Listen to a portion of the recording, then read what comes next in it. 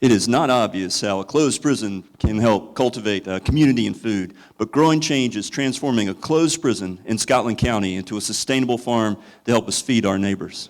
You see, North Carolina has more or used more forced prison labor than any other state in the nation to build its road system. So now we have the largest number of closed prisons. This is actually a chain gang in the 1920s that is establishing a railroad through the heart of Laurinburg.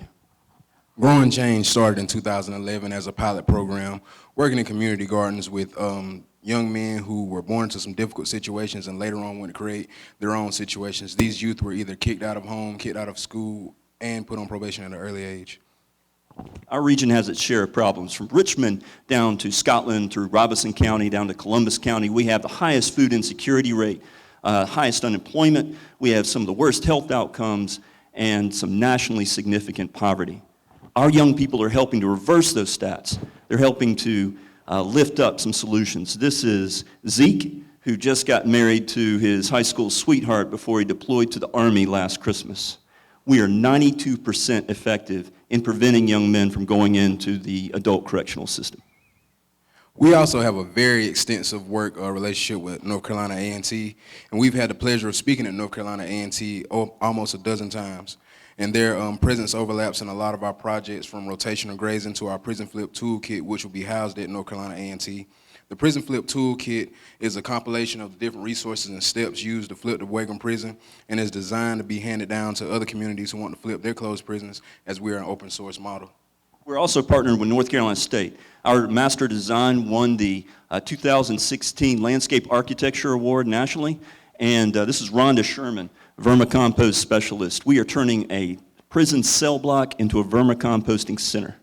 We even have a partnership with MIT. Now let that sink in. They've came to the farm for the past 3 years for intensive work camps to help us with our design. This last summer, they helped us make new signs for the buildings around the farm and gave us advice on future projects. The University of North Carolina Pembroke has a food pantry that holds food free to anyone. After a certain period of time, the food is given to us, which we then take food to other food pantries, see if they want it, and then we take it to our compost. And our compost consists of 1/3 leaf waste, 1/3 wood chips, and 1/3 food waste. It's then placed in the composting cell, which was a prison cell, but due to our modifications, it's used as a composting cell. This is our Thanksgiving dinner. We hold it annually, and we're at St. David's Episcopal Church in Laurinburg, North Carolina.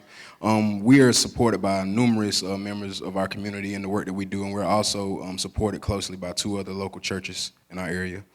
This is our chicken tractor, and it is designed to allow our chickens to graze while being protected from predators who may like to graze upon them. Our original design was made out of wood, but we made some new blueprints because the wood is too heavy to maneuver around, and the new one is going to be PVC. We have a partnership with the local university, St. Andrews, and by the spring we will be delivering 10 dozen eggs to them a week. This is just one of the 5 earned revenue streams we are using to create part-time jobs for the young people of Scotland County like myself. We are using the perimeter of the prison as a pasture. We're going to move the larger animals, let them graze around the pasture, and we're going to bring the chicken tractor behind them, like Terrence previously stated. This will help us sell wool and harvest livestock. Basically, everything we do, we get guidance from Cooperative Extension, from raising our worms to our livestock to growing crops. Extension connects us to the experts we need. Growing Change also helped start the local food council in Scotland County, and the council has helped local farmers reach out to the community by printing publications and hosting events like our annual local farm tour and our collard cook-off, collard tasting competition. And yes, I did win the competition last year. You probably didn't know that Scotland County was the home of the most popular collard in the world, the Morris Heading collard, which is produced by Morris Plant Farms, and those are the collards that we distribute to the different participants in the cook-off.